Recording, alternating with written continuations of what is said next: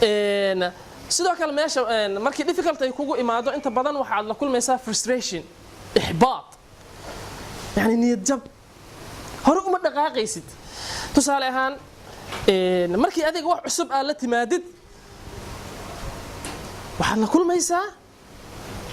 dad wax adiga aawadid caaridsan tusaale yaraan idin siinaya nabigeena Muhammad alayhi salatu wasalaam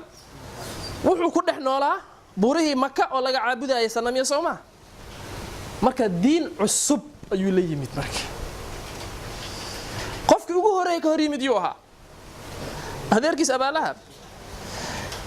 يعني وحي وناكسنا ووذي لقما إيجين لما فريسنن لما ركروجين لقما ناقشين وحاليا إن كان سحر بوضع وبيناله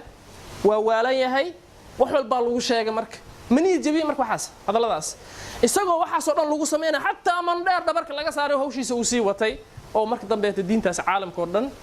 وجارسي مرك هذيك واحد عصب مركالة تمادد مرة البكو حسابتن دت كسود وين وهليسا dadku niyad jabinayeen waad helaysaa marka dadka ku niyad jabinaya way ka yar yihiin dadka ku dhiirigelinaya laakiinse way ka saameyn badan yihiin kuwa ku dhiirigelinaya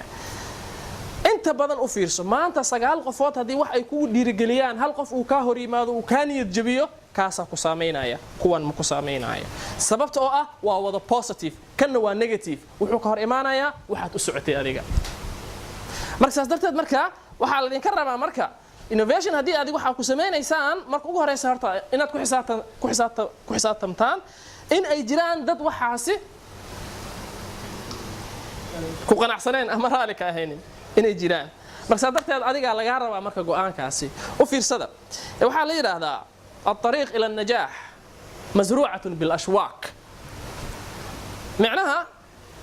hadii adiga aad rabtid gool inaad gaartid horta wadada aad u marayso guushaasi qodaxya ku beeran انت wadadaas adiga aad maraysa mar walba qodaxa ku mudaysa hadii hal qodaxi ay ku mudo aad fariisatid oo meesha iska fariisatid oo ka baqdid qodaxyada kale meel ma gaaraysid waxa laga rabaa qodaxi ma ku muday iska siib adigoon fariisanin dhaqaaq mid kale ku muday adkayso insist ku samee waxa u socotid meesha u socotid markaasi waad gaaraysaa